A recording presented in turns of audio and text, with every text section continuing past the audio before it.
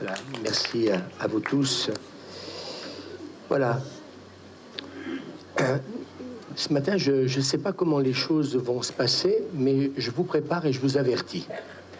Ce que je voudrais dire ce matin, c'est que quand un prédicateur fait un appel, il y a deux choses. Soit on reste assis sur sa chaise et on réfléchit pendant 15 jours, et on n'a pas 15 jours, si vous voulez partir à midi, ou alors vous réagissez parce qu'il y a cette voix intérieure qui vous parle par la puissance du Saint-Esprit et qui va vous pousser peut-être à agir. Alors je m'adresse au receveur, s'il y a besoin, la caméra on la fixera sur un dessin si vous voulez là-dessus, mais on ne coupe pas la caméra. C'est bien que les gens sachent que Dieu agit au milieu de nous. Voilà, ce matin je voudrais partager encore la suite de ce que le Seigneur m'a donné ces derniers dimanches. Et je crois que ce que le Seigneur veut nous faire, au travers de ce que je vais vous partager, c'est que le Seigneur veut raviver notre foi. Dis à ton voisin, le Seigneur veut raviver notre foi. Je crois que la foi corporative, j'ai pas dit la foi que du pasteur, mais quand il y a la foi corporative, il va se passer des choses. On peut dire amen. Il ne faut pas être un Thomas.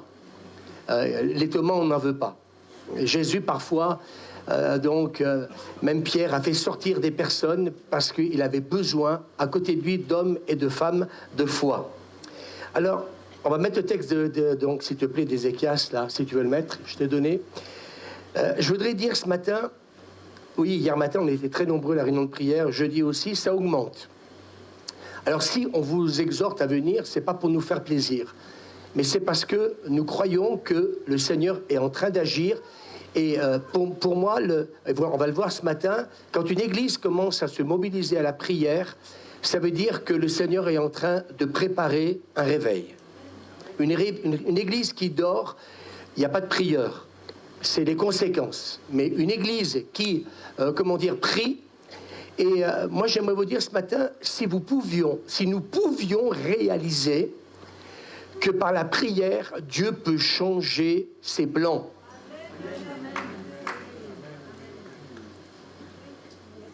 Nous avons cette lecture qui est extraordinaire. Le Seigneur va parler à Ézéchias et il va lui dire qu'il va le reprendre. Donc, si le Seigneur vous dit, voilà, cette nuit, je vais te reprendre, aujourd'hui, je vais te reprendre, c'est pour monter là-haut, eh bien, quelque part, j'ai envie de vous dire, ben voilà, les choses sont ce que le Seigneur dit. Mais il nous est dit que Ézéchias, quand il entend ça, il va se mettre à pleurer. Je ne sais pas, si le Seigneur me dirait aujourd'hui, Louis, je te reprends, je ne sais pas comment réagirait. Seigneur, j'ai de la famille à la maison. C'est mon anniversaire. Demain, j'ai une promotion. Mais Dieu te dit, aujourd'hui, je te reprends. Et c'est ce qu'il dit à Ézéchias. Et donc, quand il entend ça, il va pleurer. Et puis, quelque part, eh bien, voilà. Isaïe va arriver, il va dire à Ézéchias, ainsi parle le Seigneur Dieu de David, ton ancêtre, j'ai entendu ta prière, j'ai vu tes larmes, et je vais ajouter 15 années à ta vie. Donc, on va voir ici que, quelque part, eh bien, il a entendu sa prière. Il a vu ses larmes. Et donc, à partir du moment où Dieu a vu un homme de prière et un homme qui a su, ouvrir son cœur devant Dieu, alors le Seigneur va lui accorder 15 années de plus à sa vie. Je suis convaincu que devant les épreuves, la maladie et le reste, je voudrais simplement dire ce matin, je suis parfois attristé, je peux l'être en tant que pasteur, eh bien de voir qu'on va négliger la présence de Dieu. Mais c'est quand justement tu es malade, c'est quand ça ne va pas qu'il faut rechercher la présence de Dieu. Enfin ce matin, je ne sais pas qui a été béni, moi j'ai été archi béni par tous ces chants, ce dernier chant magnifique, la joie du Seigneur est ma force. Alors je voudrais ce matin vous dire, est-ce que nous sommes obligés d'être fatalistes et d'accepter, eh bien, les épreuves de la vie? J'ai envie de dire, dis à ton voisin, n'acceptons pas la situation par laquelle je traverse. Un théologien a écrit le changement de conduite d'une personne entraîne un changement dans le jugement de Dieu. Je vais le redire. Le changement de conduite d'une personne entraîne un changement dans le jugement de notre Dieu. Moi, je crois que cette ville de Ninive, quand elle s'est repentie, le Seigneur a manifesté sa grâce. Et moi, je crois, de plus en plus, le Seigneur me montre des stratégies. C'est bien de venir aux réunions de prière, mais prier pourquoi? Et nous avons besoin de prier pour dire, Seigneur, si tu ne manifestes pas ta grâce, notre pays va être jugé. Est-ce que vous pouvez me regarder un peu et dire, oui, c'est vrai. Hier, j'étais content, tout en travaillant la presse, j'ai allumé la télé sans trop de volume, parce que voilà, on ne peut pas tout faire en même temps. J'étais content de voir tous ces présidents du monde entier qui sont venus à Paris. Non? Ben, je ne sais pas. Voir cette spiritualité. Pour un pays laïque, d'un seul coup, tout le monde était en train de reconnaître des valeurs chrétiennes. Amen. Je suis enregistré, mais je le dis quand même. Et je me dis, voilà, ils sont tous venus. Alors, j'ai écouté après, hier soir, un peu très tard, parce que fini un peu tard hier soir, et ils étaient en train de dire, mais est-ce qu'il est en train de se passer quelque chose? Et depuis 5 ans, depuis que donc cette cathédrale a pris feu, ils se sont rendus compte que, eh bien, il y a un élan de foi qui est en train de revenir. Ils se sont rendus compte que ce qui s'est passé ne va pas rester dans les oubliettes. Et quelque part, eh bien, puisque eh bien, cette église a été restaurée, eh bien, ce ressenti était là, que les gens étaient en train de vouloir retourner à l'église. Est-ce qu'on peut dire amen? Amen. Alors moi, je crois que ce sont des signes.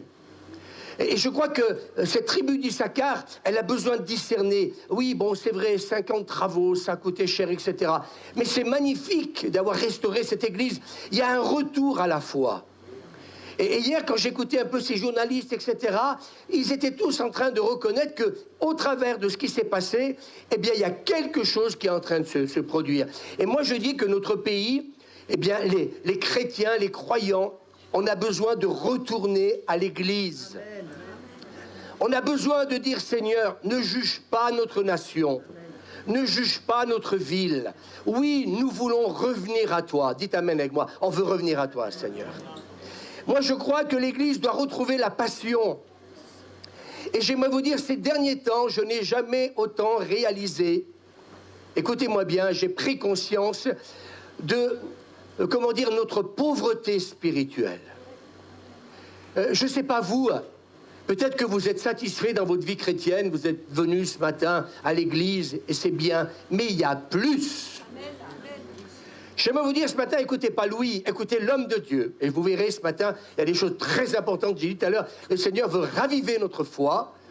Et j'aimerais vous dire ce matin, je ne suis pas là parce qu'il faut meubler. Écoutez bien, parce que ce message, il faudra même le réécouter, parce qu'il y a des choses importantes. J'ai réalisé ma pauvreté spirituelle. J'ai dit dimanche passé, quand c'est que la dernière fois, l'un d'entre nous avons prié et qu'un paralytique s'est levé. Waouh! L'église des actes, c'est une église qui vit les actes dans la démonstration de la puissance de Dieu. L'évangile est annoncé, ils ont reçu le baptême du Saint-Esprit, amen, et à partir de là, ils n'ont plus été les mêmes. Et je voudrais dire ce matin à l'église, mais qui veut ce matin, eh bien, retrouver ce que l'église a perdu? Je crois que nous sommes devenus, et même nous, l'équipe pastorale, même nous, je vous le dis, même si ça peut, comment dire, vous n'êtes pas contents, j'ai envie de vous dire ce matin, on est devenus traditionnalistes. On vient à l'église, Seigneur, bénis le culte. Moi, ce matin, à côté, j'ai dit non, on vient pour prier, on ne vient pas pour simplement dire, on est une quarantaine le dimanche matin, on est là pour crier, il faut qu'il se passe quelque chose. Et ce matin, vous avez senti l'atmosphère spirituelle? Quand vous êtes venu au micro déclarer, vous n'êtes pas resté assis sur votre chaise. J'aimerais vous dire, quand il y a des appels précis, bougez-vous. Déclarer que le Jésus est le Seigneur de ma vie, c'est faire sortir l'ennemi de nos vies aussi. Jésus va dire, le diable, il n'a rien en moi. Et quand vous êtes attaqué, quand vous sentez que dans vos pensées, vous êtes attaqué, c'est le moment de déclarer la seigneurie de Jésus. Nous avons reçu l'autorité.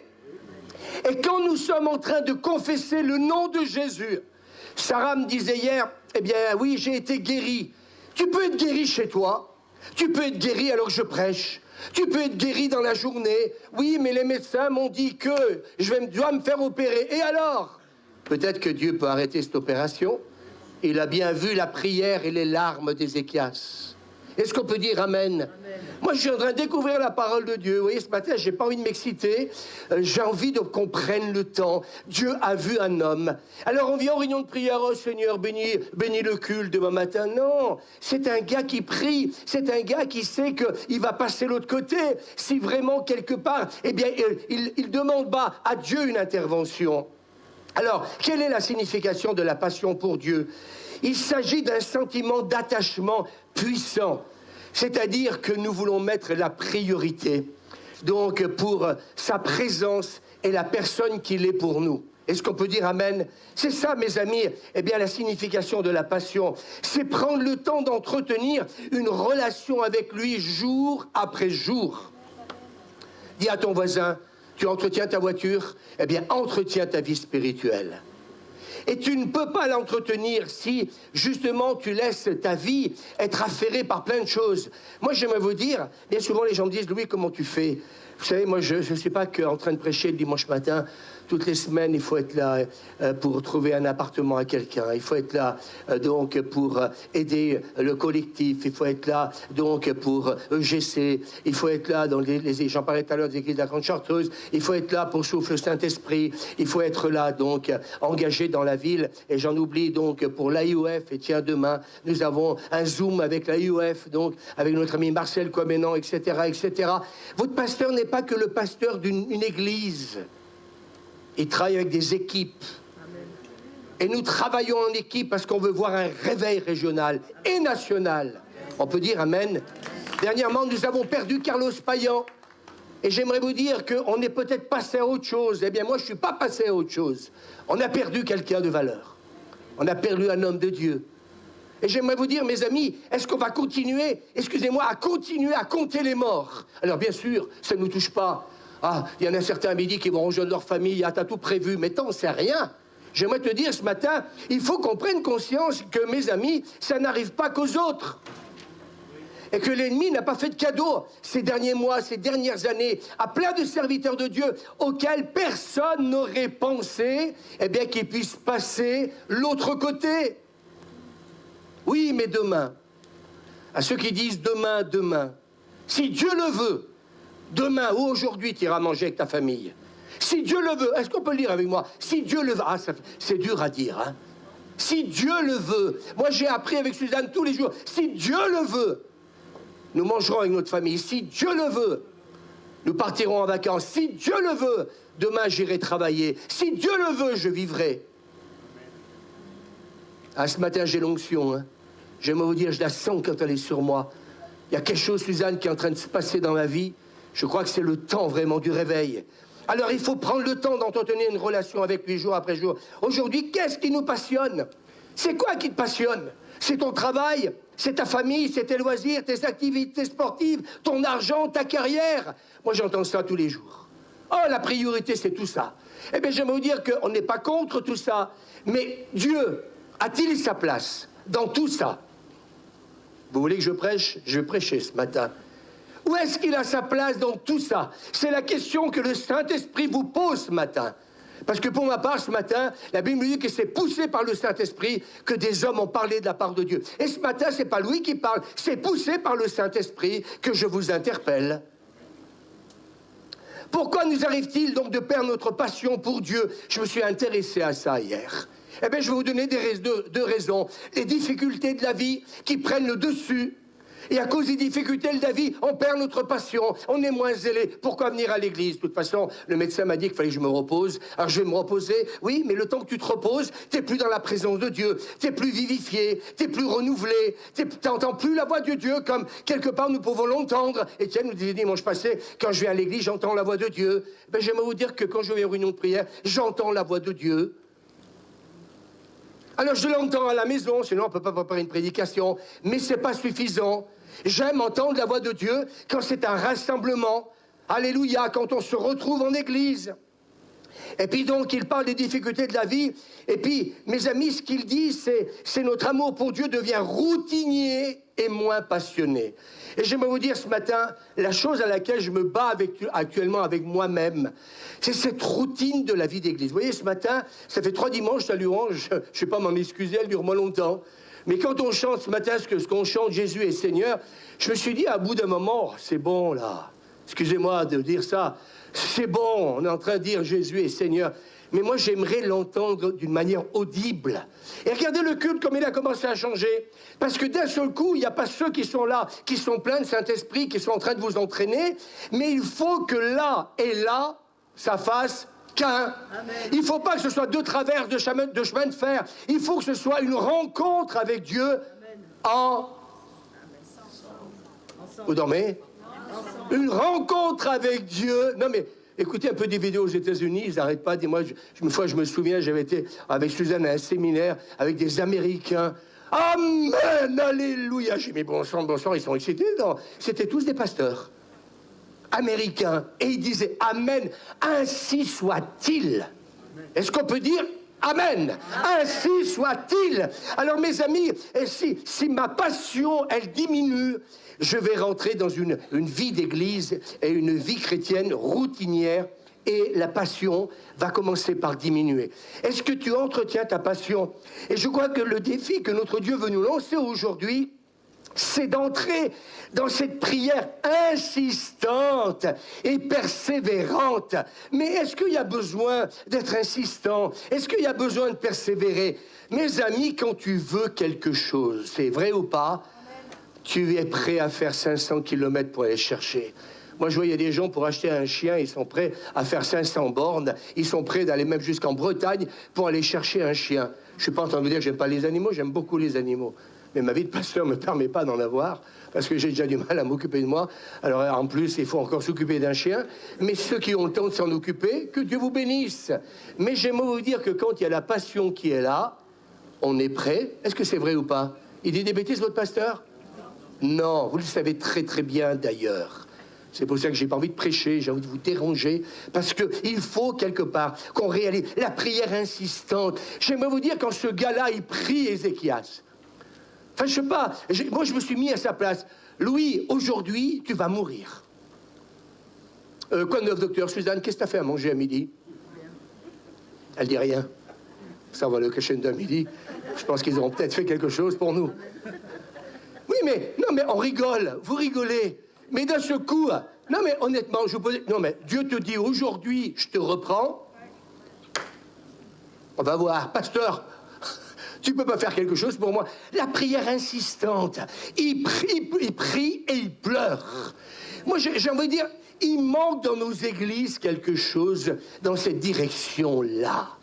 Moi, que j'observe, moi, quand je vois ce matin, où j'ai les amygdales qui montent. On est là pourquoi? Vous voulez être rempli, vous voulez être plein, vous voulez être inspiré, vous voulez prophétiser, vous voulez que la gloire de Dieu descende. Oh, il va falloir peut-être que certaines choses changent. Je vais vous dire ce que c'est qu'un revivaliste tout à l'heure. Au moins, vous comprendrez pourquoi. Des fois, on m'a dit, il est un excité. Je ne suis pas excité. L'Esprit de Dieu sur un revivaliste, il est là pour réveiller l'Église. Parce que si l'Église était réveillée, on n'aurait pas eu toutes ces lois. On n'aurait pas eu ce désordre aujourd'hui. Notre pays est en danger. Enfin, je ne sais pas qu'est-ce que tu fous le samedi ou le jeudi, mais notre pays va mal. Non, il va bien, il va bien. Qu'est-ce qu'on fait? On va juger notre président. Arrêtons de le juger. La Bible nous dit de prier pour lui, pour ceux qui sont élevés en dignité. Amen. Et ça, j'ai réalisé. Et vous verrez tout à l'heure le témoignage que je vais vous donner de quelqu'un qui était en train de juger des pasteurs. Et donc, cette prière insistante, persévérante, j'aimerais vous dire que parfois, nous ne sommes pas bénis parce que nous avons baissé les bras. Qui veut être honnête avec moi? Si quelqu'un veut lever la main, simplement pour dire, oui, c'est vrai, des fois, j'ai pas assez insisté. J'aurais dû venir. J'aurais dû venir à l'église, me retrouver avec mes amis. Parce que c'est vrai, la maladie me frappe, parce que la maladie frappe ma famille, parce que mon pays va mal, parce que Israël aujourd'hui, eh bien, vit une situation compliquée. L'Ukraine, quand j'ai vu hier le président ukrainien qui était là, mes amis, ça m'a fait plaisir de le voir avec les autres présidents. ce futur, comment dire, président américain qui était là aussi, qui parlait de ses valeurs protestantes. Je me dis, mais Seigneur, qu'est-ce qu'on veut aujourd'hui? Et je vous parle avec mon cœur. C'est pour ça qu'Ésaïe va dire, on va mettre le texte au chapitre 62, par amour pour toi, Jérusalem, je ne me tairai pas. Par amour pour toi, Sion, l'Église, je ne resterai pas sans agir et inactif. Amen. Sans agir et inactif. J'aimerais dire à l'équipe pastorale et à vous tous, revoyez vos priorités le matin ici dans ce lieu. Change tes rendez-vous. Moi, j'ai reçu, comment dire, ce rendez-vous avec l'AUF, je l'ai reçu il y a à peine que 2 jours. Mais vous croyez que, tac, hop, Louis Lombardo, demain, on a un Zoom à 15h. J'ai changé mon programme de pasteur. Je décale mes rendez-vous. Je fais en sorte qu'aujourd'hui, pour moi, la priorité, c'est cette relation avec Dieu jour après jour. C'est que cette passion, elle ne diminue pas, mais qu'elle augmente. Vous pouvez dire, faites cette prière avec moi. Seigneur, je ne veux pas que ma passion pour toi diminue, mais qu'elle grandisse. Ce matin, Isabelle me parlait de la personne qui est venue avec elle dimanche passé. Je suis enregistré. Elle va revenir le 22. Alléluia. Mais moi, ça me remplit de joie. Le mari de cette personne qui est enceinte, je suis enregistré, qui est enceinte, qui vient depuis là, 1 mois et demi, son mari va venir le 22. Moi, c'est ça qui remplit ma joie. C'est pas le fait de dire on va fêter Noël. Ma joie, c'est de voir qu'actuellement, eh bien, des personnes nouvelles arrivent au milieu de nous. On peut dire amen. Et elle prie, et elle est enceinte, et elle vient aux réunions de prière tous les matins. Enfin, je sais pas, moi, j'ai envie de dire des fois à certains, elle est enceinte, elle vient à la réunion de prière le matin à 8h. Je sais pas, moi ce matin, j'aimerais vous déranger, j'espère que je vous dérange. Donc, que ceux qui recherchent un réveil ne se détournent pas de ce que l'Esprit est en train de nous révéler. Et hier soir, Suzanne me disait ça, c'est ce que l'Esprit est en train de nous révéler. Qu'on ne se détourne pas, l'équipe pastorale, qu'on ne se détourne pas de ce que le Seigneur est en train de vous dire par la bouche de votre pasteur. Qu'on ne s'en détourne pas. L'église de Laodicée, vous dites, je suis riche, je me suis enrichi, je n'ai besoin de rien. Et moi, j'aimerais dire, j'entends tellement des pasteurs dire, mais nos chrétiens sont devenus suffisants. Ils se suffisent à eux-mêmes. Mais par contre, dès que ça ne va plus, c'est cette recherche de Dieu qui revient, je dirais, non pas au second plan, mais au premier plan. Je vous pose la question, est-ce que c'est normal? Alors si c'est pas normal, tu peux te lever et demander pardon au Seigneur. Moi, j'ai pas envie de faire de la prêche, hein. Oh, la personne se lève. Tu dis non, tout le monde a haussé la tête, mais personne ne se lève pour dire oui, Seigneur. Ça ne m'intéresse pas de prêcher ce matin. Les prédicateurs, il faut qu'on change notre manière de prêcher. Moi, je vous le dis. Il faut faire des appels. Si vous n'êtes pas concerné, non, ça va. Personne n'est concerné, non, ça va.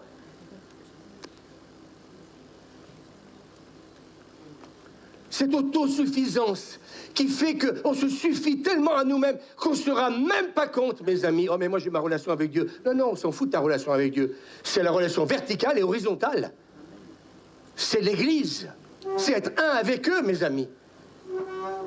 Vous dites, je suis riche. Et ça veut dire que le Seigneur est en train, et moi je m'adresse à vous tous parce qu'il y a un aveuglement spirituel des fois sur nos vies. Parce que si le Seigneur est en train de dire, Suzanne, à cette église de Laodicée, tu dis que tu es riche, ça veut dire qu'en fin de compte, elle est aveugle. Ou sinon, le Seigneur dirait, vous êtes bouillant. Alléluia, je suis en train de louer cette église de Laodicée. Mais il n'est pas en train de la louer. Il est en train, non pas de lui faire des reproches, il est en train de dire, eh bien, tu es en train de me dire, en fin de compte, que tu as besoin de rien. Eh bien, moi, j'ai besoin de Dieu. Amen. J'ai besoin de Dieu. Amen. Pouvez vous asseoir. Nous devons, vous savez ce que dit quelqu'un? Nous devons être bouillants ou froids. Il va dire enflammé ou gelé. Bien aimé. Alors, mes amis, ne perdons pas le feu du Saint-Esprit. Et moi, j'ai besoin de ce feu. Tu vois, Eric, quand tu es rempli, il faut que tu ouvres ta bouche. Je te le redirai 100 000 fois encore. Mais il y a des moments, si Dieu te remplit du Saint-Esprit, c'est le moment où la prière et l'intercession, la louange, elle doit jaillir. Le fait de ne pas le faire, des prières, mes amis, où quelque part, eh bien, le Seigneur est en train de nous parler au travers de cette personne. Et un pasteur a dit, un ministère formé dans une école biblique, sans être rempli de l'Esprit, il va dire, n'opère pas de miracle. Oh, l'école biblique, j'ai tellement entendu des gens, oh, il faut faire l'école biblique. Eh bien, il est en train de vous dire, eh bien, formé dans une école biblique sans être rempli d'esprit, il ne va pas opérer de miracle. Et dans l'évangile de Luc, nous avons besoin, et on va mettre ce texte-là, d'une église baptisée de feu. On l'a mis ce chant ce matin. Une église en feu. Tu ne peux pas chanter, tu ne peux pas prêcher, tu ne peux pas témoigner si tu n'es pas en feu. Dernièrement, il y a une personne importante, David de Varon, qui a vécu un drame familial.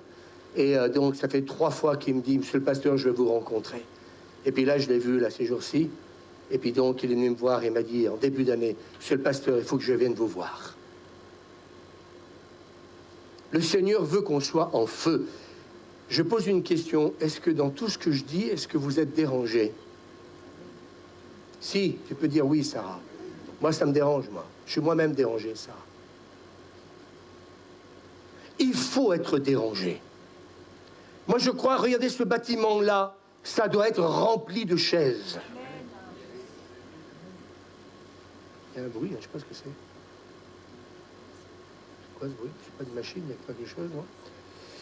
Voilà, donc le texte, tu l'as mis. Et Jésus dit, je suis venu jeter un feu sur la terre. Qu'ai-je à désirer? Il dit, s'il est déjà allumé. D'accord, c'est vidéoprojecteur. C'est la première fois que je l'entends. Voilà, peut-être qu'il y a une oreille qui vient de se guérir, peut-être. Seigneur, merci, tu m'as guéri. Et je crois que quelque part, eh bien oui, un baptême de feu. Moi, c'est ce que je demande au Seigneur en ce moment. J'ai besoin de ce baptême de feu. Qui en a besoin? Qui en a besoin? Qui en a besoin? Éric, laisse sortir ce que Dieu a mis en toi. Ce baptême de feu, il est sur ta vie. Et moi, j'aimerais vous dire que ces derniers temps, j'espère que les responsables, vous faites pareil que moi. Moi, j'observe dans l'Église les gens qui sont pleins de Dieu, qui sont pleins de l'Esprit de Dieu, parce que dans ce réveil, Dieu va vous utiliser. Il ne va pas vous utiliser que pour prêcher comme moi ce matin, il va vous utiliser. Et moi, ce matin, quand je vois Hélène, Hélène, quand tu étais là-bas, tu étais en feu. Elle était en feu. Dans une autre église, on l'aurait arrêtée. Parce qu'elle est en train de perturber la réunion de prière. Je ne dis pas qu'il ne faut pas être sage. Je ne dis pas qu'il y a des moments où il faut qu'on soit dans le cadre, parce que, surtout ici, là-bas, c'est différent. Mais je dis ce matin, quand je te vois être saisi et dire, il y a le feu de Dieu sur ma vie, je ne vais pas t'arrêter. Parce que je me suis dit, si je l'arrête, je suis en train d'attrister le Saint-Esprit qui est en train de l'inonder et de la remplir. Et là, il faut discerner. Ah, je suis pasteur, tu peux être leader et pasteur, si tu n'as pas le discernement, j'aimerais te dire, tu vas l'arrêter très vite. Et combien de pasteurs ont fait ça? Alors, Seigneur, bénis Hélène. Bénis Éric. Venez devant tous les deux. Venez devant tous les deux. Il faut courir, même. Viens, Hélène. Voilà, la caméra, on la met là-bas. Merci. Merci, Jésus. Dieu va utiliser les personnes que nous, on ne choisirait jamais. Mais moi, ce que j'observe, c'est qu'ils sont pleins de Dieu. Alors, est-ce que tu veux être plein de Dieu ou être plein de toi? Si tu es plein de toi-même, c'est bien. Tu peux même bien prêcher, dire « Ah, c'était bon, on applaudit, ouais, c'est bien. » Mais qu'est-ce qu'il s'est passé?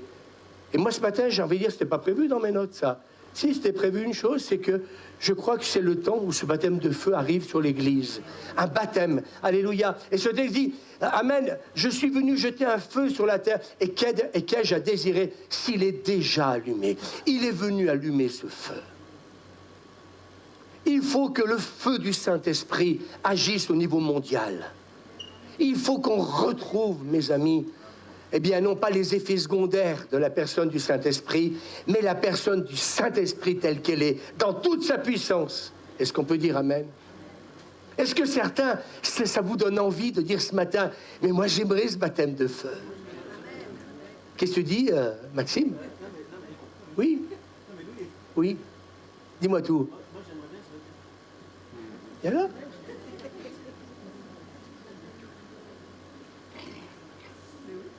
Vous savez, j'aimerais vous dire une chose. Quand je suis parti au Portugal avec Robert Adix, écoutez-moi bien 2 minutes, regardez pas les gens. Robert m'avait envoyé prêcher dans une église de 700 personnes. Et je devais accompagner sa maman Robert pour porter les valises. Et quand ce jour-là, j'ai prêché, j'avais une angine carabinée. Je ne pouvais plus parler, je toussais. J'arrive devant le micro d'un seul coup. L'angine est stoppée instantanément. Écoutez-moi bien, je sais ce que c'est que la puissance de Dieu. Moi, j'ai déjà vécu 2 heures, 3 heures, être terrassé par la puissance de Dieu, obligé qu'on me transporte. Tellement, je sais ce que c'est que la puissance de Dieu. Et je veux la retrouver aujourd'hui, Suzanne. Je ne veux plus prêcher, ça ne m'intéresse pas. Les prédicateurs, restez assis sur votre chaise, il ne se passe rien. Je suis en train de vous dire, c'est fini ce temps-là de la parlotte. Tu prêches ta parole, mais Dieu doit aussi confirmer sa parole. Et alors je suis là, et que la traductrice est en train de me traduire. Je finis la prédication, écoutez-moi bien. Le pasteur et sa femme sont sur l'estrade. Il y a tout le groupe de louanges qui est là. Le Saint-Esprit me saisit. Le groupe de louanges avec le couple pastoral, tout le monde s'est retrouvé par terre. 500 personnes étaient là. Les 500 personnes sont venues me demander la prière, au point même que Robert Adix, à la fin, quand il a su ce qui s'est passé, m'a dit « Mais Louis, mais qu'est-ce que tu as fait là-bas » J'ai dit « J'ai rien fait du tout. Il y a l'onction de Dieu qui est tombée. » Mes amis, les internautes, eh bien oui, on ne peut pas filmer parce qu'on veut protéger les personnes. Mais je suis en train de vous dire, voilà, communique le feu. Eric, pose tes mains sur les gens. Ceux qui ont le feu, si vous sentez l'onction sur vos mains, imposez les mains. Allez, imposez les mains si vous êtes plein. Hélène, pose tes mains sur quelqu'un. Hélène, pose tes mains sur quelqu'un. Oh, rabababada. Oh, rabat, pose tes mains sur quelqu'un. Applaudis pas, pose tes mains. Eric, pose tes mains en vitesse sur quelqu'un. Alléluia. Dites avec moi, je veux ce baptême de feu. Christine, je veux ce baptême de feu. Amen pour mes enfants, pour ma famille. Alléluia. Je veux ce baptême de feu. Je veux le feu du Saint-Esprit. Je veux la puissance de Dieu. Touche les gens, Hélène. Touche-la, touche-la. Amen. Touche-la, Jean-Claude. Alléluia. Prenons 2 minutes. Amen, les internautes, je prends 2 minutes avec vous. Amen, pour vous dire ce matin, l'Esprit du Seigneur est en train d'agir. C'est le temps du réveil. C'est le temps de l'onction. C'est le temps du diversement. Vas-y, Pascaline, imposez les mains. Ceux qui sont pleins, Kevin, allez imposer les mains. Alléluia. Merci Jésus, merci Jésus, merci Jésus, merci. Moi, je suis plein ce matin. Alléluia. Bénis Patrick, bénis Patrick, bénis Patrick, bénis-le, bénis-le, bénis-le, bénis-le, bénis-le. Voilà, tenez-le et continuez-le à poser les mains. Assoyez-le, assoyez-le. Patrick, Seigneur veut te renouveler. Il veut te renouveler dans l'onction de Dieu. Continuez à prier pour lui, s'il vous plaît. Merci Jésus. Aline, sois bénie Aline. Amen. Sois bénie. Alléluia. Merci Jésus. Voilà, merci ma faim. Bénis ce garçon avec ses parents. Bénis-le avec ses parents. Bénis-le, Seigneur. Bénis-le, Seigneur. Bénis-le, Seigneur. Merci Jésus. Bénis Anne. Merci papa. Merci. Merci. Merci Seigneur Jésus. Soyez bénis. Soyez bénis. Amen. Vous avez raison de venir devant. Amen. Tu peux rester sur ta chaise. Dieu te remplira jamais. Parce que Dieu veut voir l'action. Sois béni, Sylvain. Sois béni.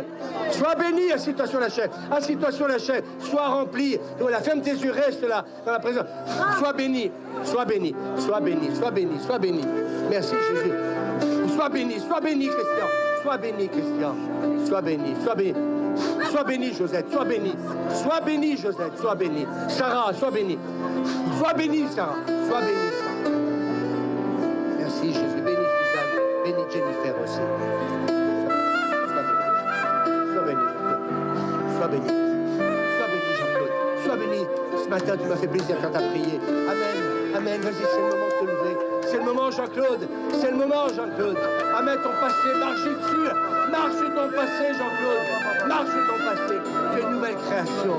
Et Dieu va te montrer qu'il va t'utiliser avec puissance. Alléluia. Amen. Continue à prier pour lui. Merci, Seigneur. Sois béni, Pascaline. Oui. Amen. Sois béni. Sois béni, aimé. Avec ta fille. Soyez béni. Soyez béni. Soyez béni. Soyez béni. Sois béni. Sois sois béni. Des receveurs, des receveurs, des receveurs, des receveurs.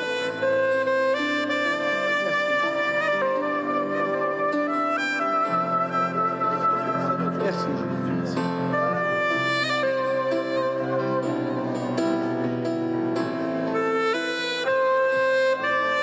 Béatrice, sois béni au nom de Jésus. Grâce. Sois béni, sois béni, sois béni. Sois là-bas. Regardez-moi, tu t'es droite. Recevez, recevez, recevez, recevez.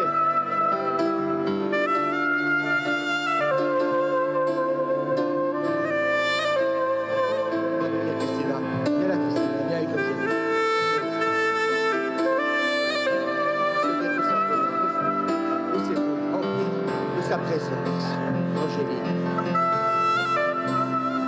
Christina, recevez, recevez.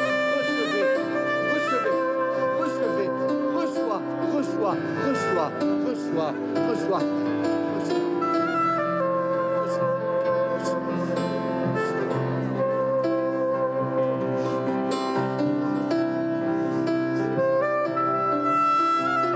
Voilà, on va regagner sa place parce que j'ai pas fini le message. Je vais vous dire pourquoi j'arrête.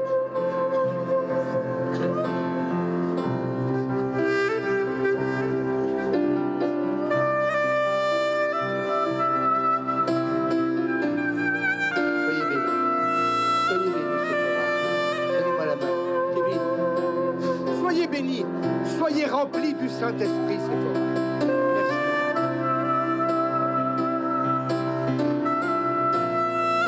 Avec Amen, lève-toi, s'il te plaît. Lève-toi. L'Esprit du Seigneur est sur toi, reste où tu es. Lève tes mains au ciel. Sois rempli de la puissance du Saint-Esprit. Et que Stéphane et tes enfants et tes petits-enfants viennent à la foi. Amen, Sidi reste à côté d'elle. Sois béni, Marie, sois béni, voilà, sois rempli. Voilà, j'aimerais que vous puissiez retourner à votre place. Merci, Michel.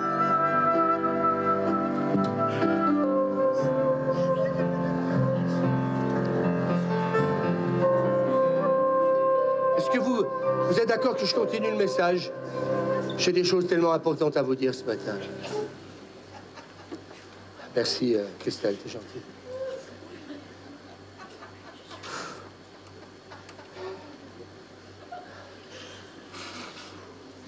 Quelqu'un a dit quand nous sommes satisfaits de nous-mêmes, écoutez-moi bien, quand nous sommes satisfaits de nous-mêmes, nous ne ressentons plus le besoin de prier.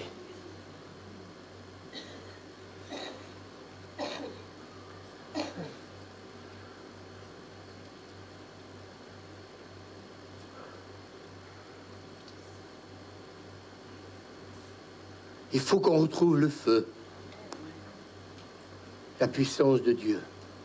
Et ce matin, regardez, c'est des versets, Seigneur. Il a dit cette semaine, quand j'ai reçu ça, Seigneur me dit, quand je vais prier, je vais confirmer ma parole. Je ne dis pas tout à Suzanne, parce que on reçoit des choses et on les garde. Et des fois, il vaut mieux les garder. Je n'ai pas besoin de toucher les gens, vous voyez, simplement, avec Amen. Je suis à plusieurs mètres d'elle, pas besoin de pousser les gens. Ça s'opère tout seul. Si vous avez l'onction, vous avez le feu, vous ne l'avez pas. Et si vous ne l'avez pas, il faut peut-être vous poser la question, pourquoi vous ne l'avez pas. Mais j'aimerais vous dire, mes amis, si nous sommes satisfaits, tu ne peux pas prier. Si tu es satisfait de toi-même, cette passion pour Dieu va diminuer. Et je crois que quelque part, je voudrais vous dire ça ce matin, quelqu'un a dit, nous devons conduire l'Église du Seigneur à un véritable niveau de désespoir. Parce que la situation économique n'est pas belle. Parce qu'aujourd'hui, les gens sont tellement loin de Dieu. La famille, les enfants. Moi, je reçois des couples, je reçois des enfants, des jeunes. Je ne peux pas vous dire ce que j'entends, mais il y a des jeunes, des moins jeunes qui sont brisés. Le diable a brisé. Et moi, je crois qu'il faut que le Seigneur nous révèle ce niveau de désespoir. Vous savez pourquoi? Parce que ce monde s'est égaré de Dieu. Il faut qu'il revienne au Seigneur. S'il revient au Seigneur, écoutez-moi bien, je vais vous en parler dans quelques instants, nous allons retrouver un pays reconstruit, restauré. On va voir des églises, mes amis, s'ouvrir de partout. Nous serons obligés, mes amis, de dire ce lieu est devenu trop petit, donc en bas, les palmiers de Chartreuse, merci Seigneur de nous l'avoir donné, ou sinon, on n'aurait pas pu, mes amis, vivre ce réveil. Et quand Dieu se révèle dans une ville et se manifeste, la dimension spirituelle d'une église, elle va être transformée, Suzanne. Et moi, c'est ce que je demande au Seigneur. Transforme notre église. Transforme-la. Cette semaine, la semaine passée, j'ai rencontré quelqu'un de la ville aussi, quelqu'un de très important. Il m'a dit, depuis qu'on s'est rencontrés, monsieur le pasteur, ça m'a fait du bien de passer ce temps avec vous. On a prié ensemble, on a partagé la foi. Et j'aimerais vous dire une chose, c'est que c'est pas Louis Lombardo qui fait la différence, c'est celui qui habite en moi. Alors mes amis, cette semaine on a reçu, on prophétise Voiron, ville de réveil. Dites-le avec moi. Et les internautes qui m'écoutaient, peut-être que certains vont se dire, mais ils sont prétentieux ou quoi? Non, on n'est pas prétentieux. On veut tout simplement déclarer que Voiron est une ville de réveil. Sa destinée, c'est d'être ville de réveil. C'est pas moi qui l'a décidé, c'est lui qui l'a décidé. C'est lui qui nous le révèle par la puissance du Saint-Esprit. Et mes amis, je crois que quand une ville devient une ville de réveil, la société va être impactée. Dites avec moi, amen, par la puissance du Saint-Esprit. J'aimerais vous dire, c'est le temps de déclarer Dieu arrive à Voiron. Il arrive. Préparons-nous les musiciens. Il arrive en ville. Amen. Il va remplir notre ville de sa présence. On va arrêter de prêcher des choses qui, mes amis, nous endorment. Ce qu'on veut, c'est voir la démonstration de la puissance de Dieu à l'œuvre maintenant. Moi, je suis rempli de cette sainte jalousie quand je vois des amis pasteurs qui font des campagnes d'évangélisation et qu'il y a des miracles, des prodiges. C'est une sainte jalousie. Il faut qu'on retrouve cette sainte jalousie. Ce qu'ils ont, ce Saint-Esprit qu'ils ont, je le veux moi aussi. Ah, ça va changer. Nous aussi, les leaders, il faut qu'on se bouge, il faut qu'on est là, qu'on se dise, on veut ça, Seigneur. On veut l'esprit qu'ils ont. L'esprit de Reinhard Bonnke, nous le voulons, pour évangéliser. On veut le Saint-Esprit de ces hommes de Dieu, que quand ils priaient, il y avait des miracles, des prodiges. Mais nos réunions de prière sont en train de changer, Suzanne. Elles vont changer. Je vais vous bousculer même s'il le faut, parce qu'il faut arrêter de prioter. Oh Seigneur, bénis la vie. Non, c'est on veut voir nos familles sauvées. On veut les voir se convertir. Alors, je vais vous parler de ce réveil que vous avez entendu parler. Ça se passe à Cali, donc en Colombie, dans les années 80. C'était, écoutez-moi bien, la capitale mondiale de la drogue à ce moment-là. Le commerce rapportait 500 millions de dollars par mois en 1980. Et le cartel de Cali exportait 1000 tonnes de cocaïne par an. Je ne sais pas si vous voyez. Et une agence fédérale américaine affirmait que le cartel de Cali était l'organisation criminelle la plus grosse et la mieux organisée donc de l'histoire à cette époque-là. Écoutez bien. Et le cartel exerçait un contrôle politique. Il s'infiltrait même dans la vie religieuse. Ils étaient de partout. Vous savez, avec l'argent, excusez-moi, on peut acheter tout le monde. Hein. Judas, qu'est-ce qu'il faisait? Il volait dans la bourse. Hein. D'ailleurs, on lui a donné de l'argent pour vendre le Christ. C'est très bon ce que je suis en train de dire. On peut acheter n'importe qui. Vous êtes choqués? Judas, on l'a acheté. Excusez-moi, il était leader. Il était plus que leader, il était apôtre. Alors vous savez, prier pour vos pasteurs et pour les leaders, parce qu'on est à l'abri de rien, nous aussi. Hein. Et comme j'ai dit cette semaine à quelqu'un, je lui ai dit 50 000 fois que celui qui est debout prenne garde de ne pas tomber. Alors les habitants de Cali vivaient dans une peur et une angoisse permanente. Aucun gouvernement n'avait réussi à venir à bout du cartel. Aucun gouvernement, écoutez-moi bien. Et chaque église agissait selon ses propres intérêts, refusant que les autres églises se mêlent de leurs affaires. C'est ce qu'on a vécu, Suzanne, dans le passé. Et quand j'ai étudié ça, j'ai dit, mais c'est vrai, chacun, en fin de compte, travaillait pour son clocher. Je parle des églises de la région. En fait, quand personne ne se souciait de l'église qui était à côté. Nous, cette semaine, on avait la rencontre GC avec les églises, donc. Et merci Seigneur, parce que moi, j'étais content de voir que Dieu agit à Chambéry, que Dieu commence à agir à Saint-Laurent-du-Pont. Amen. Moi, je me préoccupe de ce qui se passe ici. Non, pas qu'ici. Ce qui se passe à côté. Amen.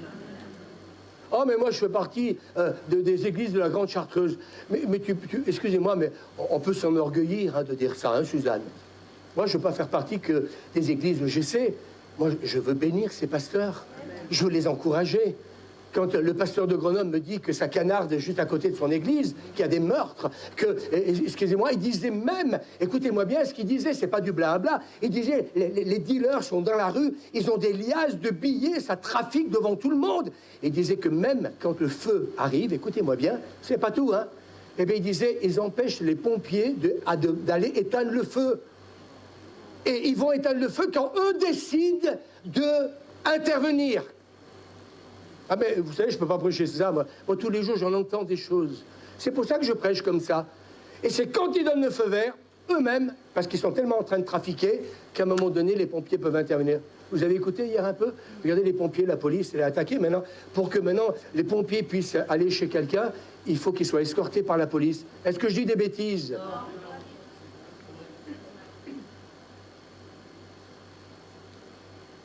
Et écoutez-moi bien, la transformation a commencé, écoutez bien l'équipe pastorale tous, elle a commencé, c'est pour ça que Suzanne, que moi je crois qu'un vent de réveil arrive, on a vu jeudi le nombre que nous étions et hier matin, c'est que la transformation, elle a commencé dans le cœur des intercesseurs. Et moi je l'ai vu hier matin, la réunion de prière, je l'ai vu ce jeudi. Le Seigneur, vous voulez le réveil, ben, il faut un homme de réveil qui vous prêche des choses que Dieu me donne. Et c'est ce qui s'est passé. Le Seigneur a commencé à dévoiler, comment dire, ses intentions. Et moi, je prie le Seigneur en ce moment, dites avec moi, Seigneur, révèle-nous tes intentions. Qu'est-ce que tu veux faire dans ma ville de Voiron? Qu'est-ce que tu veux faire, comment dire, eh bien, ici dans la région? Il faut venir me l'arranger, Michel, s'il te plaît. Michel, ouais, il a dû bouger, là, je crois. Qu'est-ce que tu veux faire? Ça y est, c'est réglé, merci. Donc je disais, mais quelles sont tes intentions, Seigneur? Révèle-nous tes intentions. Oh, c'est vivement la prochaine rencontre avec EGC. Non, c'est révèle-nous tes intentions. Dites avec moi, priez avec moi. Révèle-nous tes intentions. Qu'est-ce que tu veux faire avec en bas? Qu'est-ce que tu veux faire avec ici? Qu'est-ce que tu veux faire au travers de cette fête de Noël le 22? Révèle-nous tes intentions. Il l'a révélé à Pascaline. J'aimerais qu'on l'applaudisse. Et si on fêtait Noël cette année? J'ai pas dit le pasteur, j'ai pas dit les responsables. Pascaline, et si on fêtait Noël cette année? Eh bien, écoutez, on va fêter Noël. Et donc, un couple sont arrivés à Cali en 1978. Ils étaient abattus. Ils étaient abattus, vous savez pourquoi? Constater l'obscurité qu'il y avait dans cette ville de Cali. J'aimerais vous dire, mais est-ce que ce matin, je vous pose sincèrement la question. Moi, demain matin, je vais venir à la réunion de prière avec Suzanne. Pour moi, je paye le prix ou c'est comme vous, hein? Mais s'il y a les ténèbres dans notre ville, on ne peut pas, dites avec moi, l'accepter. Et vous savez quel est notre problème? C'est qu'on accepte l'obscurité dans nos villes. Et j'entends des pasteurs qui nous disent, ouais, dans ma ville, il y a des meurtres ici et là. N'acceptons pas l'obscurité démoniaque. Voiron, ville de lumière. Amen. Ici, la cité de lumière. Alors la lumière doit être ici, mais elle doit être dans Voiron. Amen. Et pour que l'obscurité, comment dire, s'en aille, il faut des intercesseurs. Amen. Il faut des prieurs, des hommes et des femmes. C'est pour ça que ce matin, je vous ai harangué pour dire, mais ouvrez votre bouche, bon sang de bonsoir.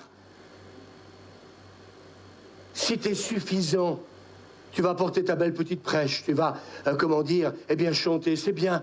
Non, Dieu dit, moi j'arrive le matin, je dis non Seigneur, si j'ai pas ton onction ce matin, il n'y a personne qui est béni tout à l'heure. Si tu ne me donnes pas l'inspiration, ça va être encore un beau message. Mais c'est pas ce que le Seigneur veut nous dire en ce moment. Et ces gens-là, quand ils ont pris conscience de l'obscurité qu'il y avait dans leur ville, mes amis, ils ont agi. On peut dire amen? Et il a dit, et il a réalisé, et là je vais rebondir avec EGC ce matin à Péta. Ah mais moi je demande au Seigneur qu'il me révèle ses intentions. Il me les révèle. Et donc, Il a réalisé que si le peuple de Dieu se rassemblait et priait, est-ce qu'on peut applaudir? Amen. Est-ce qu'on peut applaudir? Que l'emprise de l'ennemi sur leur ville serait brisée. Amen. Il faut qu'on prie pour ça. Amen. Grâce demain matin, il faut qu'on prie pour ça. Il faut que l'emprise du diable soit brisée. Il faut que l'obscurité de notre ville dégage. On veut que monsieur le maire nous dise bon sang, bonsoir. Il fait bon vivre à Voiron. Non pas parce qu'il va le dire, mais parce que la police va constater que la délinquance a baissé. Parce qu'il y aura moins de divorces. Il y aura moins d'inceste. Il y aura moins de viols. Il y aura moins de toutes... Comment dire? Ces maris qui frappent leurs femmes. Il n'y aura pas toutes ces choses-là. Et mes amis, écoutez-moi bien. Le problème est que personne ne voulait entreprendre une action concertée entre l'Église. Personne. Et puis Louis Lombardo, qui un jour est arrivé, il a dit à certains pasteurs, « Oh, il faut qu'on se rassemble là. » Parce que des prophétesses nous ont parlé. Amen. Et j'aimerais vous dire une chose, les paroles prophétiques que nous avons reçues grâce... Et Suzanne, il ne faut pas les laisser tomber à terre. Comme Samuel, il ne laissait tomber aucune parole qui venait de la bouche de Dieu.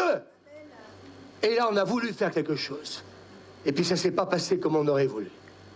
Mais on a commencé à faire une chose, c'est nous repentir, nous demander pardon, alléluia, et prendre conscience que nous unir déjà, c'était déjà l'étape, comment dire, la plus importante. Est-ce qu'on peut applaudir le Seigneur? Et aujourd'hui, je suis content d'avoir de bonnes relations avec Daniel Robert. Je suis content d'être avec Pascal Durelli. Je suis content, cette semaine, il y avait Christian Rivière qui s'est rajouté, comment dire, au groupe, alléluia. Toutes les églises étaient représentées, on peut dire amen. Et suite à un différend, eh bien, cet homme qui était venu et qui avait constaté, écoutez-moi bien, moi je vais vous dire quelque chose de très important là, ce message est vraiment important, c'est qu'à un moment donné, il s'est passé quelque chose. Quand il a vu que, eh bien, le message ne passait pas. Vous savez, des fois, vous pouvez être un revivaliste utilisé par Dieu, mais on ne va pas toujours vous écouter. Et là, il n'est pas écouté, il n'est pas écouté. Et puisqu'il n'est pas écouté, vous savez ce qu'il va faire? Il va faire la plus grosse erreur. Les internautes, je vais m'adresser aussi à vous, à ceux qui ont décidé de pleurer dans une église. Vous allez vous rendre compte que vous avez fait une grave erreur. Vous allez moins m'aimer, vous allez comprendre pourquoi je vais dire ça. Suite à un différend, eh bien, Julio et cette femme, il s'est retiré d'église. Parce que justement, il s'est rendu compte que les églises, ça ne les intéressait pas de se rassembler. Et là, j'ai dit, Suzanne, tu vois, ouais, écoutez les responsables, là, c'est de la révélation, c'est plus qu'un message, là. Moi, j'ai besoin de comprendre ce que Dieu veut faire avec EGC. J'ai besoin de comprendre ce que Dieu veut faire avec SSE. J'ai besoin de comprendre ce que Dieu veut faire avec la IOF. J'ai besoin de comprendre. Et là, Seigneur, comment dire, eh bien, ces heures que je passe à préparer, je scrute, je cherche, et Seigneur me donne des réponses. Lisez la Bible, il va vous donner des réponses. Étudier, il va vous donner des réponses. Ça ne vient pas comme ça, mes amis. Et donc, il va donc mal réagir. Et Dieu lui fait réaliser, écoutez-moi bien, alors qu'il décide de se retirer de toutes ces églises, donc il dit, en agissant ainsi, tu contribues au problème de manque d'unité que tu dénonces. Tu es en train de dénoncer le manque d'unité, et toi-même tu es en train de te retirer. C'est l'hôpital qui soit de la charité. Et je crois que des fois, on ne se rend même pas compte. Moi, je ne veux plus aller dans cette église. Oh, parce qu'ils ne sont pas unis. Mais en te retirant, tu fais la même chose que ceux qui se retirent. Et là, j'ai compris. Le combat spirituel, Raph, c'est pas simplement chasser les démons, mais c'est comprendre les stratégies que le diable utilise pour que... Je vais être avec vous, même si je suis enregistré. Si je m'étais écouté, j'aurais arrêté EGC depuis longtemps. Et le Seigneur m'a dit, si tu te retires, tu ne fais pas mieux qu'eux. Ah, moi, je vous parle avec mon cœur ce matin, même vous, les responsables. Hein. Vous savez, je ne vais plus faire dans la dentelle. Hein. Je veux prêcher la vérité. Je veux prêcher le plein évangile. Mes amis, et donc, dans Éphésiens, chapitre 4, cherchez, vous appliquant, vous efforçant, travaillant avec soin, à rester unis par l'Esprit Saint. C'est lui qui vous unit en faisant la paix entre vous. Voilà, travaillant avec soin, à rester unis par l'Esprit Saint. Non pas quelque chose qui est humain, mais ça vient du Saint-Esprit, l'unité. Dites Amen. J'ai besoin de toi, Saint-Esprit. Et Dieu lui a fait comprendre qu'il n'avait pas le droit d'être offensé. S'il voulait faire avancer le royaume de Dieu, il devait leur pardonner. Amen. Amen. Vous pouvez applaudir. Si tu veux que le royaume de Dieu avance dans ta région, dans cette ville de Cali, il faut pardonner à ces pasteurs qui n'ont peut-être pas compris l'importance de ce rassemblement. Vous savez, un revivaliste, il prend des risques, vous allez le voir. Et donc, il est revenu voir les pasteurs, il s'est humilié devant eux. Oh, c'est bien ce qu'il prêche, ce pasteur, ce matin. Non, il faut s'humilier des fois. Si quelqu'un ce matin veut s'humilier parce que peut-être, il a peut-être un jour désiré quitter l'église, ou peut-être que vous êtes allé ailleurs, puis qu'aujourd'hui vous êtes là, c'est peut-être bien de demander pardon au Seigneur. Parce qu'en fin de compte, en faisant ce que vous avez fait, vous n'avez pas fait mieux que ceux qui sont partis. Ça fume, hein? Je sens que ça dérange, mais c'est pas grave. Et donc, il leur demande pardon du fond du cœur. Mes amis et les chrétiens des différentes églises ont décidé de demander à Dieu ce qu'il pouvait faire, comment il fallait prier, comment le Seigneur, eh bien, il fallait qu'il révèle ses stratégies pour qu'elles soient conformes, Suzanne, à la volonté de Dieu. Il ne s'agit pas de dire, j'ai une stratégie que Dieu m'a révélée, il faut qu'elle soit conforme, le Notre Père, que ta volonté soit faite. Oh, moi, je ressens. Moi, vous savez, quand j'aime l'équipe pastorale, parce qu'on travaille ensemble, et quand quelqu'un me dit « je ressens », quand il me dit ça, je dis « non, c'est pas moi ce que tu ressens qui m'importe, c'est tes sens ou c'est la pensée de Dieu ?» Et je vais être franc avec vous, je n'écouterai personne si quelqu'un dit « je ressens ». Si c'est la chair, pas plus que les autres. Parce que nous sommes faillibles. Parce que nous pouvons nous tromper. C'est quoi l'humilité? C'est accepter qu'on peut se tromper. Ils ont commencé à prier spécifiquement pour les problèmes particuliers de chaque quartier. Et là, Dieu va... Le fait qu'il est resté, vous voyez, le fait qu'il est resté, il serait parti, eh bien, quelque part, il aurait fait une erreur. Et à un moment donné, il va prier pour que Dieu lui révèle de quelle manière Dieu veut le prendre en possession de cette ville de Cali. Ça vous intéresse, maintenant, le message? Amen, amen. Vous voulez que je continue ou pas? Oui, amen. Et donc, ils vont réaliser que le problème de base, c'est l'occultisme. Waouh! Il faut que Dieu nous montre dans cette ville. Comment l'ennemi tient notre ville? Moi, ça m'intéresse. Alors, j'ai besoin de la révélation.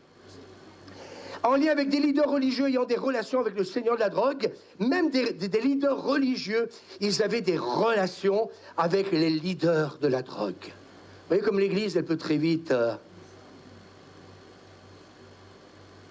Et en 1995, les chrétiens ont eu leur première veillée de prière et de jeûne contre les puissances des ténèbres. Le maire de Cali a déclaré que Cali, écoutez-moi bien, appartenait à Jésus. Ils ont commencé à prier, ils ont commencé à faire des veillées de prière. La conséquence, c'est le maire a déclaré que, comme on l'a fait ce matin, c'est enregistré, c'est le maire, vous venez quand vous voulez, pour déclarer que notre ville de Voiron, elle appartient à Jésus. Amen. Tu peux couper 2 secondes? Et quand...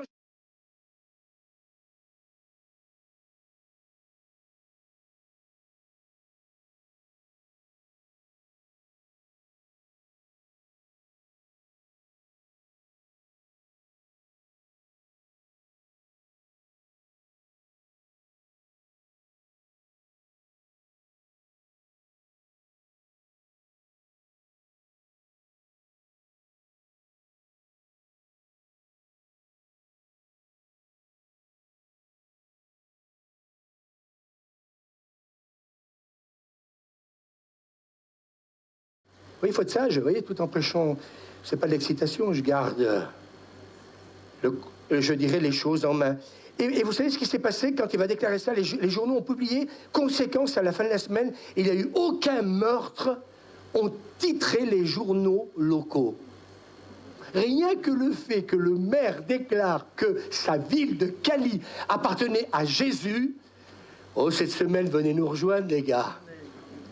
Les gars, comment on dit les gars, et puis les filles, on va dire comme ça.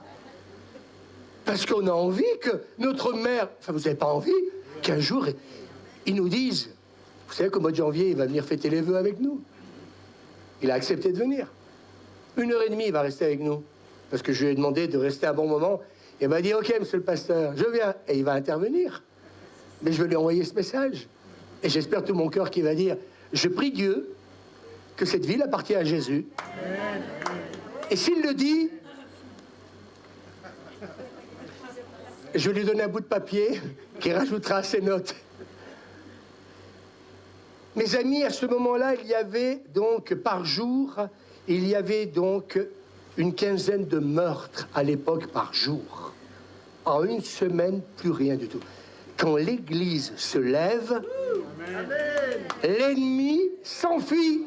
Résistons au diable. Amen. Et en 1995, écoutez-moi bien, Suzanne a raison de se lever. Alléluia. Amen. Encore un appel. Alléluia.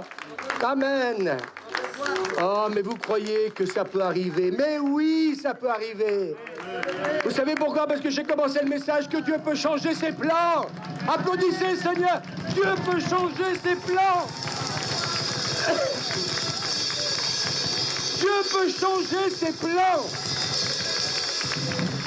Amen. Alors, soyez pas déplanqués. Et donc, 6000 chrétiens ont prié dans le stade, prêtés gracieusement par les autorités de la ville, qui reconnaissaient l'apport bénéfique de ces rencontres. Vous savez, j'aime vous dire que quand le Saint-Esprit agit dans une ville, les autorités, eh bien, vont reconnaître qu'il y a quelque chose qui se passe dans leur ville. Souvenez-vous à Bethel. À Bethel, eh bien, c'est ce qui s'est passé. Quand le réveil est arrivé dans leur église, les autorités de la ville ont pu remarquer qu'il se passait des choses merveilleuses depuis que l'église priait. Est-ce qu'on peut dire amen? Est-ce qu'on peut dire amen? Amen. Et donc, il y a un voisin qui s'en est pris donc à cet homme de Dieu, Julio, donc il voulait lui faire du mal. Et le Seigneur l'a averti. Et puis, mes amis, eh bien, malgré qu'il a été averti, 2 tueurs à gages ont descendu ce pasteur, cet homme. Et donc, suite à son décès, les pasteurs de la ville, qui refusaient même de se parler, ont fait une alliance d'unité avec les autres pasteurs de la ville. Il a fallu que quelqu'un donne sa vie, mes amis, pour que les pasteurs réalisent qu'ils avaient besoin d'une intervention divine. Plus de 200 pasteurs ont déclaré qu'ils ne laisseraient plus rien briser leur unité. Et ça, c'est l'unité, c'est l'unité de l'esprit. C'est pas moi qui peux le provoquer.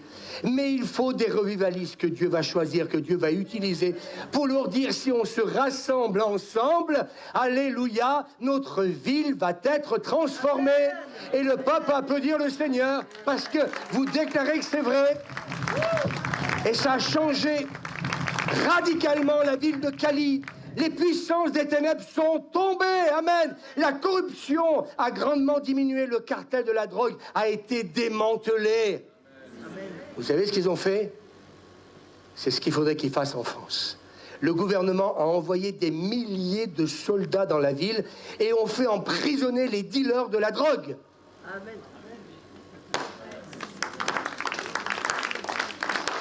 Quand à un moment donné, vous êtes touché par la justice de Dieu, vous n'acceptez plus, dites avec moi, l'injustice. On accepte l'injustice parce que, mes amis, nous restons les bras croisés. Nous sommes toujours en train de nous lamenter sur nos bobos quotidiens, alors que Dieu dit, tu as une autorité et tu as l'onction sur toi pour changer les circonstances. Aujourd'hui, nous dirions à notre gouvernement envoyer des l'armée dans certains quartiers. Ça pourrait se faire que si tous ceux qui font de la politique s'uniraient ensemble pour dire c'est vrai. On s'en fout qu'on est de gauche, qu'on est de droite, qu'on est du milieu, qu'on est de l'extrême, etc. Si les gouvernements, les politiques s'uniraient ensemble dans l'unité, si l'Église ne faisait qu'un dans la prière et dans l'intercession pour s'unir, pour dire « voir en ville de réveil », je crois que les autorités auraient du courage pour faire les choses. Je prends des risques en disant tout ça, mais je l'assume, Suzanne. Le réveil continue à Cali. L'Église compte maintenant plus de 35 000 membres. 1980. Par la prière, dit avec moi notre Dieu le pouvoir de changer les situations. Et si Dieu peut le faire à Cali, il peut le faire dans cette région. Et cette semaine, nous avions la réunion avec EGC. Et moi, quand j'y vais, je dis, Seigneur, c'est bien, on va parler des églises, et gna, mais moi, j'ai besoin d'avoir ta pensée. Parce que c'est bien de parloter, c'est bien déjeuner ensemble, mais moi, je dis, Seigneur, j'ai besoin de savoir. Et puis donc, j'ai ouvert mon cœur à l'équipe et je leur ai dit, puisque maintenant, on ne se rassemble plus pour donc prier ensemble entre les églises, on va le faire avec les pasteurs et les leaders, les intercesseurs de chaque église, dans un premier temps, mais est-ce qu'on on ferait pas une soirée plein évangile ensemble? Et d'un seul coup, les yeux se sont ouverts de tout le monde. Et si on faisait venir un groupe gospel, pas pendant 2 heures, mais simplement qu'ils viennent chanter pendant 3/4 d'heure, quelqu'un annonce l'évangile, et on prie pour la conversion, pour les miracles, les signes et les prodiges. Amen.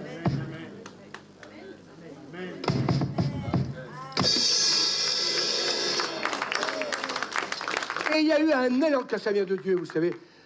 On ne peut pas se dire, oh Louis, t'es un revivaliste. Non, quand tu en es un, il y a les fruits. Et tout le monde d'un commun accord. C'est pour ça qu'il y a l'unité d'esprit, quand tu es plein de Dieu, eh bien, tu vois les fruits. Et tout le monde m'a dit, Louis, voilà, il faut vite que tu téléphones donc à Franklin. Et l'année prochaine, il faut qu'on trouve un lieu pour qu'on organise ensemble, l'obscurité de nos villes dehors et une soirée pleine évangile. Non pas que pour écouter Franklin, le Seigneur m'a dit non, pas que chanter. Il faut annoncer l'évangile après et il faut prier pour les malades. Et tous les malades et ceux qui ont besoin de donner leur vie à Jésus. Tout le monde a applaudi et tout le monde était d'accord. Est-ce qu'on peut dire amen? Il se passe quelque chose dans notre région. Mais parfois, il faut changer nos stratégies et il faut prier que Dieu nous les révèle. Ou sinon, on aurait fait, comme je dis tout à l'heure, on serait parti, parce qu'à un moment donné, la déception fait que, du fait que ça ne suivait pas, pour les réunions de prière, et le Seigneur dit non, Louis, reste. Et vous voyez que j'ai bien fait de rester avec Suzanne, avec l'équipe pastorale, parce qu'en fin de compte, on se rend compte aujourd'hui que Dieu veut nous diriger autrement. Vous savez, l'amour, c'est quelque chose de merveilleux. Quand on réalise que cet amour nous permet de pardonner aux autres. C'est ça le véritable amour. Ah, mais moi je suis plein d'amour. Oui, mais pourquoi tu as du mal à pardonner? Au Guatemala, 19 000 personnes sous l'emprise de la violence, l'alcoolisme, la sorcellerie, l'idolâtrie.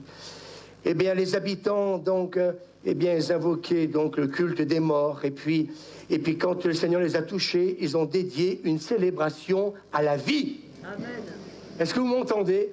Quand une ville, passe de l'obscurité à la lumière, elle va célébrer la vie du ressuscité. On peut l'applaudir. Jésus, on t'applaudit.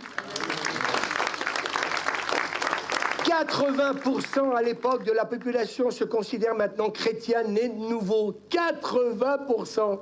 J'ai envie encore d'applaudir.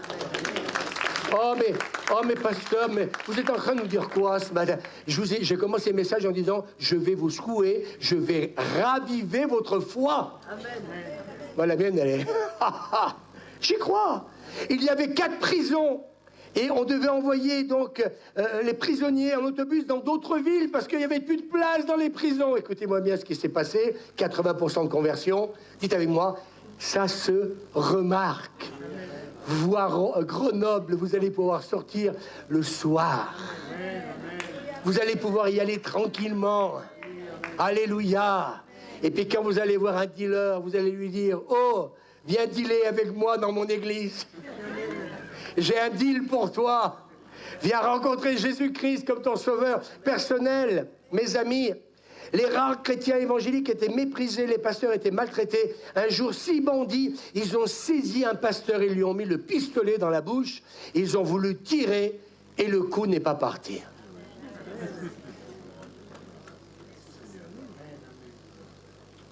Je pense que le pasteur a dû faire une réunion de louange et d'adoration. Il a dû provoquer une réunion de prière, c'est ce qui s'est passé d'ailleurs. Et c'était le temps, ils disent, de renverser les forteresses de violence, de superstition et de pauvreté. C'était le temps. On peut dire amen? Alors mes amis, alors que les intercesseurs étaient en train d'élever leur voix vers Dieu, ils furent remplis d'une foi surnaturelle. Parce qu'il faut une foi surnaturelle pour croire ce que je suis en train de vous dire. Est-ce que quelqu'un peut dire amen? Amen. Le pasteur raconte qu'ils ont prié, Seigneur, il est impensable que nous soyons si insignifiants, alors que ta parole nous dit que nous sommes la tête et non pas la queue. Est-ce qu'on peut dire amen? Et ils ont jeûné pendant 3-4 jours par semaine. Ils ont organisé donc une vigile de prière tous les samedis. Je me suis dit, mais on est dedans. On est dedans, on peut applaudir le Seigneur. On est dedans. On était 20, on est 25, on est 30, samedi on était 40. Il manque Ali Baba. C'est toi. Et les voleurs. Et c'est là que mes amis, eh bien, mes amis, parce qu'ils ont fait ça, eh bien, les portes sont ouvertes. Les gens ont commencé à être délivrés des oppressions démoniaques, à se convertir, de se joindre à l'église. C'était le début d'un réveil. Plusieurs miracles se sont produits. Une femme, mes amis, qui avait une gangrène. Donc, on a été chercher le pasteur parce que sa mort fut imminente. Alors, dit-il, je suis juste entré dans la maison. Écoutez-moi, mais quand vous êtes plein de feu. C'est pour ça qu'il faut qu'on prie pour ça. Alors qu'il rentre juste dans cette maison, et il lui a dit, au nom de Jésus, Christ, lève-toi. Cette femme s'est levée instantanément. Elle a été entièrement guérie. Amen. Si tu n'es pas loin, Saint-Esprit, pose-toi des questions. Ça veut dire que encore, eh bien, le temps que tu dois passer avec Dieu pour être revêtu avec lui, eh bien, n'est pas suffisant. Oui, moi, je prends la maison. Non, non. Moi, j'ai compris avec Suzanne, c'est pas tout seul qu'il faut chercher ça. C'est ensemble. Amen. Parce que si c'était vrai, ça se verrait. Excusez-moi de te dire, vous parlez de vérité, tu te la pètes, t'es riche en toi-même. Ben, si c'était ça, eh bien, peut-être que justement, ça se verrait. On saurait qu'il y a un revivaliste plein de Dieu. Et elle dit... Donc, elle a senti une chaleur et une lumière éclatante au-dessus d'elle. Et elle a vu le pasteur à ce moment-là. Et elle a commencé à louer le Seigneur. Amen. Et après avoir été témoin du miracle, toute sa famille s'est convertie.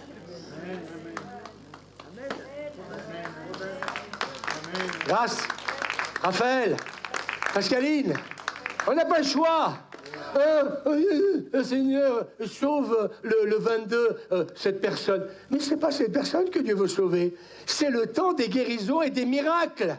Et les églises, elles vont se remplir. Parce que nous allons annoncer le plein évangile. Parce que comme ce matin, on veut que le feu vienne sur nous. Acte 9, chapitre 40, verset 40. Pierre, il dit, Tabitha, lève-toi. Elle ouvrit les yeux, aperçut Pierre et s'assit. Celui-ci lui donna la main et l'aida à se lever. La nouvelle eut vite fait le tour de la ville. Et beaucoup, écoutez-moi bien, dites avec moi, beaucoup. Laurent, beaucoup se convertirent au Seigneur. Ce n'était qu'une résurrection. Quoi de neuf, docteur?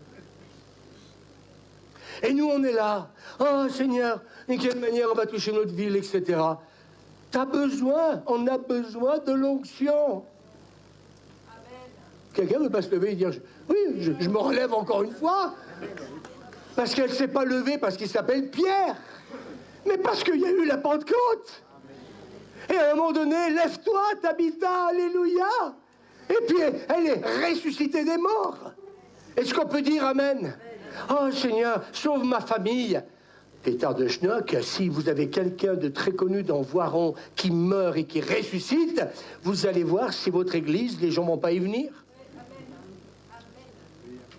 Moi, hier soir, j'étais content parce que je me dis, ça m'a simplifié ma vie spirituelle. Je dis, Seigneur, en fin de compte, on prie pour plein de choses. Un miracle.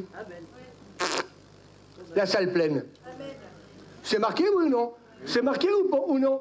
Cela fut connu quand il y a une résurrection quelque part. Les pompes funèbres, ils vont pleurer. Parce que la famille va leur dire, il faut rembourser le cercueil, là. Oui, mais bon. Oui, mais il y en a peut-être certains que c'est quelques résurrections, ça risque de... Oui, mes amis.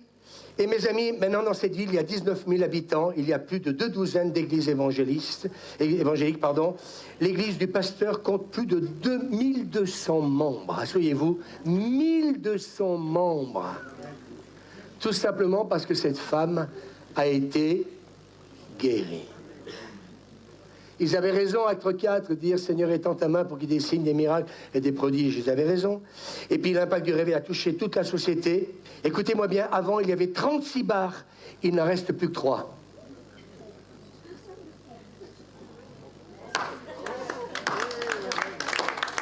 Et c'est pas un beau bar que je vous raconte. La dernière des 4 prisons a été fermée en 1994. Et bien, vous avez vu cette vidéo qu'on a passée des années en arrière. La productivité de l'agriculture a augmenté de 1000%. Est-ce que vous m'entendez? 1000%. Avant, on envoyait 4 camions de produits de la terre par mois. Maintenant, c'est 40 par semaine. Dites amen. 40. Avant, c'était 4 par mois. Les carottes sont aussi grosses que le bras d'un homme. Les radis ressemblent à des balles de tennis. Vous en voulez combien, monsieur? Un radis me suffira. On va le partager par 10. Avant, ça prenait 60 jours, écoutez-moi bien, avant de pouvoir récolter. Maintenant, c'est 40 parfois, même 25. Ah là là. Alors cet homme, il dit, préparation pour la venue de Dieu en ville, il y a des étapes qui devront être prises pour se préparer à une visite du Saint-Esprit. Moi, je ne comprends pas, quand on vient de nous prier, on reste 10 minutes, 20 minutes. Moi, ça ne me suffit pas, j'ai dit à Suzanne ce matin. Moi, si je viens, c'est même avant que l'heure arrive. Comment tu veux que Dieu te parle? Comment veux-tu que Dieu soit renouvelé? Si honnêtement, tu viens que 20 minutes dans la présence de Dieu. Moi, j'ai compris que si je dois prêcher ce que je dois vous prêcher ce matin, il faut être plein de Dieu et il faut avoir la stratégie et la révélation. Alors, je vais vous dire une dernière chose. Cet homme de Dieu dit, demande à notre Dieu de faire grandir notre appétit pour les choses qui attirent sa présence. Et ça m'a parlé, Suzanne. Priez pour que Dieu nous montre ce qui attire sa présence et ce qui fait partir sa présence. Ouh, c'est intéressant, ça. Ce qui fait venir sa présence, et Dieu siège au milieu des louanges. Tu veux dire quelque chose, Raph, non? De son peuple? Non, non. Au milieu des louanges de son peuple. Un appétit pour sa présence. Un appétit pour l'unité. Dites avec moi, un appétit pour l'unité, pour la sainteté, pour la foi, pour l'humilité. Vous connaissez ce texte de 2 Chroniques, chapitre 7, verset 14, Jean-Fred va le mettre, hein, c'est mon peuple. Alors on veut retrouver le chemin, dites avec moi, de la puissance et de la présence de Dieu. Nous voulons retrouver. Demain matin, on va prier pour dire, on veut retrouver, Suzanne, le chemin de ta présence et le chemin de ta puissance. Vous voulez des sujets de prière? Je suis en train de vous en donner plein ce matin. Écoutez ce message. Amen. Et vous savez ce que c'est que le cœur d'un revivaliste? J'avais jamais fait ça. Et moi, ça fait plusieurs prophètes m'ont dit, Louis, tu seras un revivaliste. Et j'avais besoin de comprendre ce que c'était qu'un revivaliste. Vous savez ce que c'est qu'un revivaliste? C'est quelqu'un qui désire un renouveau spirituel au sein de son église. Vous l'avez devant vous. C'est pas fini? Il prie pour un réveil et réclame son héritage. Amen. Je ressemble pas à ça? Josué chapitre 14, on va le mettre. C'est-à-dire, un revivaliste, c'est quelqu'un qui aspire à une intervention divine et qui ravive la foi et puis qui ramène les gens vers Dieu. Vous l'avez devant vous. Tu l'as mis? Vous connaissez ce texte-là? Qu'est-ce que dit donc Caleb? J'étais âgé de 40 ans lorsque Moïse, serviteur de l'Éternel, m'envoya de Canès-Bardère pour explorer le pays. Et je lui fis un rapport avec la droiture de cœur. Mes frères qui étaient montés avec moi découragèrent le peuple. Mais moi, je suivis pleinement la voie de l'Éternel, mon Dieu. J'étais âgé de 40 ans. C'est-à-dire que mes amis, à ceux qui se moquent de nous, qui disent, mais vous nous parlez du réveil, il est où votre réveil? Eh bien, Caleb a su attendre 40 ans. Dites avec moi, ça fait 40 ans qu'on attend. Mais mes amis, c'est là. C'est à la porte. On peut dire amen. Tu as monté, non? Merci. Et ce jour-là, Moïse jura en disant, le pays que ton pied a foulé sera ton héritage. Amen. Que nous foulons la ville de Voiron. Cette région, c'est notre héritage. Pour toi et pour tes enfants. Dites-le. Moi, je ne sais pas, lève-toi des fois et dis pour moi et pour mes enfants. Amen. Reste assis, lève-toi, s'il te plaît, ça me ferait plaisir aussi. Amen. Pour moi et pour mes enfants. Amen. Pour moi et pour mes enfants. Amen. Tu vois, tu mets 2 heures pour réagir. Tu ne seras jamais un revivaliste. Excusez-moi de vous le dire. Plus tu mets du temps à te lever, Dieu regarde ce matin. Et là, je suis en train de prophétiser. Dieu est en train de vous regarder là. Et il voit celui qui a faim et qui a soif. Parce que je ne suis pas en train de vous raconter des salades ce matin. C'est un très bon message. Inspiré. Et regardez ce qu'il dit. Maintenant, voici l'Éternel m'a fait vivre, comme il l'a dit il y a 45 ans que l'Éternel parlait ainsi à Moïse, lorsqu'Israël marchait dans le désert, etc., etc. Maintenant, voici, je suis âgé de 85 ans. J'ai dit au Seigneur hier, et tard, j'ai 66 ans, Et tu es en train encore de me lancer un défi avec les palmiers de Chartreuse. J'ai déjà, il y a 5 ans en arrière, ça passait. Là, ça devient encore compliqué. J'ai dit, Seigneur, j'ai plus 20 ans, mais regardez ce que dit Caleb. Et c'est là l'onction qui fait la différence. Il y a 45 ans, l'Éternel parlait lorsqu'Israël marchait dans le désert. Et voici, maintenant, je suis âgé de 85 ans. Je suis encore, dites avec moi, je suis encore, après 40 ans, 50 ans de conversion, je suis encore vigoureux. Comme au jour où Moïse m'envoya. J'ai autant de force que j'en avais alors, soit pour combattre, soit pour sortir et soit pour entrer. Mais déclarez la parole de Dieu, les amis, applaudissez le Seigneur. Écoutez pas qu'un prédicateur ce matin. Waouh, c'est de la dynamite. Vous pouvez vous asseoir, c'est-à-dire un revivaliste, une intervention qui va raviver la foi. Il considère, écoutez-moi bien le revivaliste, la prière comme essentielle pour préparer le terrain à l'action du Saint-Esprit. Et quand nous venons prier, je vais vous donner envie de venir à ces réunions de prière. Vous êtes en train de préparer avec moi et Suzanne la venue de Dieu dans notre ville. Nous sommes en train de préparer, mes amis, le Seigneur à l'action du Saint-Esprit. Dans la chambre haute, pendant 10 jours, ils ont préparé la venue du Saint-Esprit. Et mes amis, dites avec moi, il est descendu. Dites avec moi, il est descendu. Waouh! Oh pétard! Les revivalistes aspirent à un réveil qui va toucher des communautés entières. C'est pour ça que je travaille avec EGC. Ils croient que Dieu peut agir puissamment pour changer la société. Applaudissez avec moi. En résumé, son cœur est marqué par une passion pour la prière. Les amis, on est là tous les matins avec Suzanne. Je suis revivaliste et je suis leader. On s'en fout de ton titre. Il faut qu'on voie les faits. Amen. L'annonce de l'évangile est d'un désir de voir donc des vies transformées par la puissance de Dieu. Alors Seigneur, touche notre cœur. Pour le salut de notre ville, pour un retour des signes, des prodiges et des miracles. Et puis Seigneur, quelqu'un veut se lever et dire, je veux être un instrument de réveil. Pas que le pasteur, pas que Suzanne. Ce matin, j'ai demandé à Kevin, j'ai demandé à Hélène, j'ai demandé à Eric, à plusieurs d'imposer les mains, ceux qui étaient pleins de Dieu. Parce que je ne veux pas d'un réveil que par un homme, une femme. On veut une communauté. Et moi, je crois que si tu dis au Seigneur, nous voulons être un instrument de réveil, tu vas l'être.